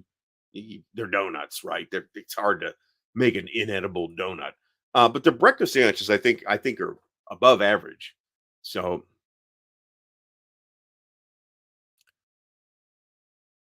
but yeah, I mean, I had a positive hotel experience at the Bowie, Maryland site at the last winter offensive. So I assume he went over to there was a Wendy's across the street as well, and I believe they had breakfast. It may be that I don't know. I've never I mean I first had Dunkin' Donuts coffee. The very first time I had Dunkin' Donuts coffee was actually at a Gen Con up in Milwaukee. So this is 25 plus years ago. And it was ass then. I hated it then. I thought it was terrible coffee even at the time. So if it's possible it was better back in the day and it's just worse now, I have no idea. But you can always, I mean, it is sometimes you drink what you can get, right? This is not to say if there was no other source of caffeine, I wouldn't go get coffee at Dunkin' Donuts. McDonald's coffee used to be better. I mean, I can verify that McDonald's coffee used to be better, but even now, it's okay coffee. Tim Hortons coffee is okay coffee. I think McDonald's current coffee is a little bit better. Burger King's coffee is wretched. It's worse than Dunkin' Donuts. Taco Bell's coffee is yes, I've had coffee at Taco Bell. It's it's kind of, completely undistinguished. It's like, it's not awful, but it's not good. It's just coffee. It's like the kind of coffee you'd get, if I went to my mom's, I would g th it's as good a coffee as she would make, right? I mean, it's not, like, amazing. I like Starbucks coffee. I realize it's relatively expensive coffee, but, it's also pretty good coffee, and they'll usually have a dark roast and a light roast, and sometimes a medium roast. And I like the light roast coffee because that's got more caffeine in it. I don't think I've ever had coffee at 7-Eleven. I might be wrong. I've certainly had gas station coffee. In fact, there's a like a highway gas station up on I-71 that has like some kind of supercharged trucker coffee that's got extra caffeine. It's like coffee extra. And it's extra caffeine in big glowing letters, and it's boy, I'll tell you, it's potent stuff. You got to get the don't get the dark roast. Uh, why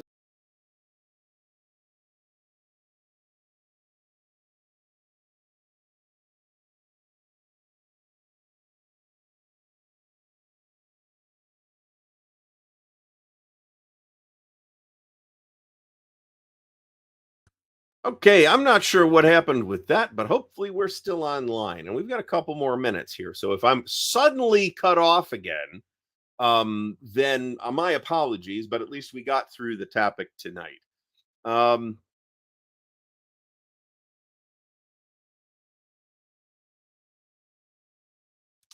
Rob Johnson, I recommend trying the light roast because their dark roast does taste burnt, but that's because dark roast tastes burnt.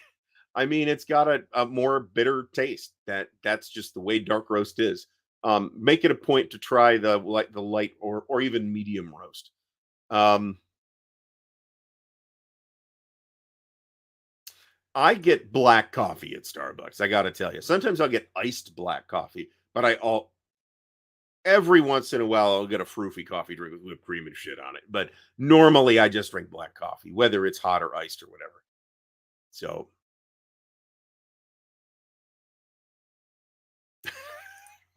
not tonight. No, I drank way more when we were live at Compass Expo. So, but that was just Canadian iced tea, as you know. Chad Kennedy asks, "Are we okay? Good." I was clicking on the button and I'm like, it's not reacting, and then the stream dropped, and I'm not sure what happened with that. So Chad Kennedy asked, "Is Winterfest suitable for a newer player?" And truthfully, probably the answer is no. Unless the newer player is oriented in a pretty specific way toward large footprint games. Now, in past years, there's usually been somebody that will bring lighter, smaller, shorter games, but I'm not sure he's going to be there the whole time this year. So, truthfully, I think that the honest answer to this question is probably not, but you should be making that decision based on what you want to play versus what is happening at that particular Winterfest. And to do that, you kind of need to know what's going on and what's going on this year. Well, we can put you in touch with those people. So email me if you want to know. But I know that we're doing GOS. I know that there will be an OCS, a lot of OCS. And I know that there will be the 10K games guys will be there as well, showing off something, and maybe or maybe not actually playing it. So, uh, very good, very good, very good, very good. All right. If I drink soda, it is Diet Mountain Dew. I don't really like it as such, but it has a relatively large amount of caffeine in it. And I don't always like to drink hot beverages. E4 Airman, thank you so much. Yeah, glad you were able to pick up something that you liked, and it was coincidental that I was able to do an unboxing of the new Romulus Vision. Very nice looking game. Canadian Ice Tree Scream. I don't know. I didn't think we went completely off the rails at any point during that stream. So I mean, and Bill Thomas was in the show, right? And if we managed to keep Bill under control, I mean, that's an achievement right there.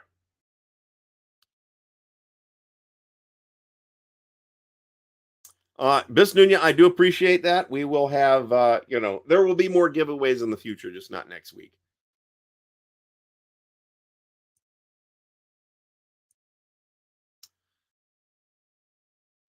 So if you're comfortable with OCS, we could probably find something for you to do. Let me put it that way, because there's always OCS happening at Winterfest. Now, whether you'll get into that big game, which is Tony Burkett's Ostfront game, I think that is already fully staffed with players. But that's kind of like in that particular game is you kind of got to talk to Tony, and it fills up real fast, and like people come over from England to play. So, um, all right, so we are diet. I don't like Dr. Pepper. I just don't. All right, folks, we are just about out of time. One True Phlegm, glad to see you pop into the chat at the very last minute. That is okay. The show will be available at a later time. So I would like to thank everybody for watching. There will be an unboxing video on Thursday this week. I believe that's going to be of War Diary's new Guadalcanal game. Mo has already shown that off, and I had William Aarons. Thank you so much, much appreciated. Oh no, this is going to be a completely different experience than what I can get on the streets of Akron, Ohio. Okay, so yes, by all means, brag about your native artisanal coffee that you had in Guatemala and Nicaragua. I'm guessing that's better. But what are we going to do? So there should be an unboxing. I should also release the Compass Games loot video. We'll talk about all the stuff that I bought, including the stuff that wasn't in the pictures, with some thoughts on each and every one of those things. We topped out tonight at 195, which is a fantastic number.